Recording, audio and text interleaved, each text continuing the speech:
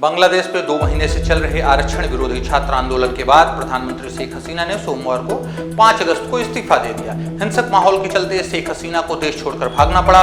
वे सेना के विमान से रवाना हुई। खबरों के मुताबिक उनकी बहन रेहाना भी उनके साथ हैं। वे बंगाल के रास्ते दिल्ली पहुंच गई हैं। उनका विमान गाजियाबाद के हिंडन एयरबेस पर उतारा गया। बांग्लादेश से लगातार तस्वीरें आ रही हैं जिसमें दिख रहा है कि प्रदर्शनकारियों ने ढाका में हसीना के आधिकारिक आवास पर धावा बोल दिया है। ऐसे वीडियो और फुटेज सामने आ रहे हैं जिसमें दिख रहा है प्रदर्शनकारी शेख हसीना के आधिकारिक आवास में घुसकर लूटपाट कर रहे हैं। कुछ प्रदर्शनकारी कुर्सियों और सोफों को ले जाते दिख रहे हैं। खबरों के मुताबिक बांग्लादेश सरकार ने पूरे देश पे इंटरनेट सेवाएं बंद कर दी गई हैं। इसी के साथ बांग्लादेश की सबसे लंबे समय तक प्रधानमंत्री रही शेख हसीना के राज का भी अंत हो गया है।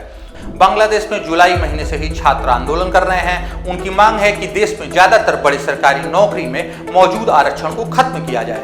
हालांकि छात्रों के आंदोलन के बाद शेख हसीना सरकार ने कुछ कोटे को कम जरूर किया है, लेकिन लगातार जारी हिंसा के बीच छात्र प्रधानमंत्री शेख हसीना के इस्तीफे की मांग पर अड़े हुए थे। शेख हसीना को राजनीतिक विरासत में मिली थी। उनके पिता राष्ट्रवादी नेता थे। वो बांग्लादेश के संस्थापक और राष्ट्रपिता भी थे, जिन्होंने 1971 में देश को पाकिस्तान से आजाद कराया और देश के पहले राष्ट्रपति भी बने। 1975 में सैन्य तख्तापलट के दौरान उनके परिवार के अधिकतर लोगों को मार दिया गया। सिर्फ शेख हसीना और उनकी छोटी बहन ही अपनी जान बचा पाई, क्योंकि उस समय वो विदेश यात्रा पर थी। भारत में निर्वासित जीवन बिताने के बाद शेख हसीना 1981 में बांग्लादेश लौटी और अपने पिता के राजनीतिक दल अवामी लीग की नेता बन गई। देश में उठे विद्रोह ने तेजी से शेख हसीना को राष्ट्रीय आइकॉन बना दिया और इन्हें बैटलिंग बेगम भी कहा जाता था। बैटलिंग बेगम किसे कहा जाता है, इसकी बात करें तो बेगम उच्च परिवारों की मुसलमान महिलाओं को कहा जाता है।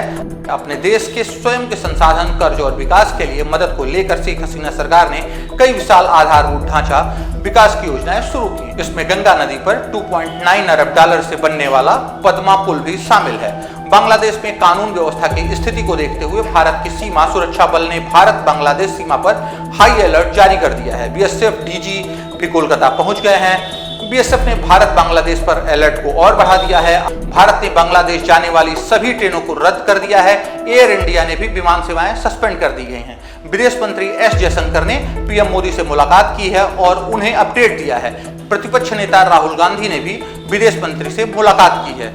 बांग्लादेश, शेख हसीना और वहां के लोगों के बारे में आपकी क्या राय है, आप कमेंट बॉक्स में लिखिए। आप देख रहे थे संपन्न भारत, मैं नीरज द्विवेदी।